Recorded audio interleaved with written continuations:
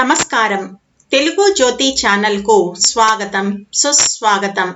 ఈ ఛానల్లో తెలుగు బాట 6కు సంబంధించిన అన్ని పాఠ్యాంశాలను, వాటి వ్యాకరణాన్ని, వాటి నోట్స్ను వేరు వీడియోలలో చేయడం జరిగింది. హాయ్ పిల్లలు, ఇప్పుడు మనం 18వ పేజీలో ఉన్న చదవండి ఆనందించండిలో కుచేలోపాఖ్యానం చదువుదాం. కుచేలుడు అనే పేరు విన్నారా మీరు ఎప్పుడైనా? విన్నాం గురువుగారు, శ్రీకృష్ణుడి స్నేహితుడు కదా అంటూ పిల్లలంతా ఉత్సాహంగా అన్నారు. గురువుగారు పిల్లల్ని అడిగారటండి, మీకు కుచేలుడు ఎవరో తెలుసా అని. వెంటనే పిల్లలు ఏం చెప్పారు?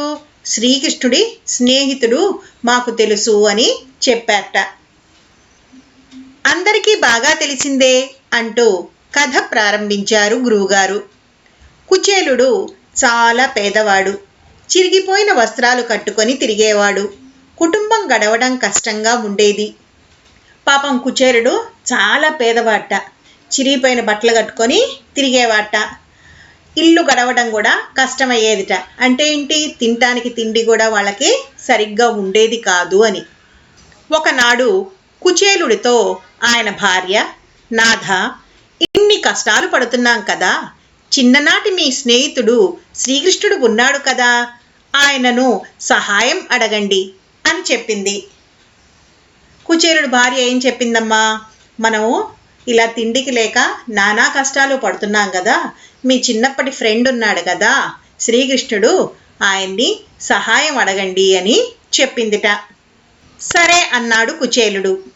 కుచేలుడు చిన్ననాటి స్నేహితుడికి ఏదైనా తీసుకొని వెళ్ళాలని అనుకున్నాడు.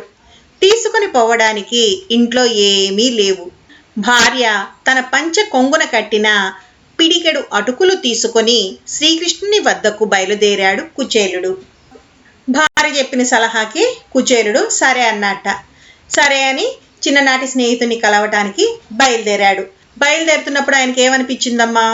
స్నేహితుడిని కలవడానికి వెళ్తున్నా కదా, ఆయనకి ఏదో ఒకటి తీసుకెళ్తే బాగుంటుంది అని అనుకున్నట్ట. కానీ పాపం ఆయన దగ్గర తీసుకెళ్ళటానికి ఇంట్లో ఏమీ లేవుట. ఆయన భార్య ఏం చేసింది? దారిలో తినటం కోసం ఒక గుప్పెడు అటుకులు ఆయన పంచ కొంగులో కట్టిందిట. సరే, ఈ అటుకులే తీసుకెళ్ళి స్నేహితుడికి ఇద్దాము అనుకుని ఆయన బయలుదేరాట. కుచేలుణ్ణి చూచి శ్రీకృష్ణుడు ఎంతో ఆనందపడ్డాడు. అక్కున చేర్చుకున్నాడు. సకలోపచారాలు చేశాడు. కుచేలుడు తెచ్చిన అటుకులు ఎంతో మక్కువతో ఆరగించాడు. రుక్మిణీ కృష్ణులు కుచేలునికి పరిచర్యలు చేశారు. కుచేలుడు శ్రీకృష్ణుణ్ణి ఏమీ అడగలేదు. కుచేలుడు ఇంటికి తిరిగి వచ్చేసరికి అతని పాత కుటీరం స్థానంలో మహాభవనం వెలిసింది. కుచేలుడు ఏమీ అడగకపోయినా శ్రీకృష్ణుడు అతన్ని ధనవంతుడిని చేశాడు. ఈ సన్నివేశం మిత్ర ప్రేమకు దృష్టాంతం. సరే, కుచేలుడిని చూడంగానే శ్రీకృష్ణుడు చాలా ఆనందపడ్డాట. మరి చిన్నప్పటి ఫ్రెండ్ కదా, రాక వచ్చాడు. వెంటనే అతన్ని కౌగిలించుకున్నాడు. అతనికి అన్ని రకాల ఉపచారాలు చేశాట. రుక్మిణీదేవి కూడా ఆయనకి అన్ని రకాల సేవలు చేసిందిట. కుచేలుడు ఏం చేశాడు? తను తెచ్చిన అటుకుల్ని కృష్ణుడికి ఇచ్చాడు. కృష్ణుడు ఆ అటుకుల్ని ఎంతో ఇష్టంగా తిన్నాట. ఆ తర్వాత కుచేలుడు పాపం స్నేహితుడిని ఏమీ అడగలేకపోయాడు.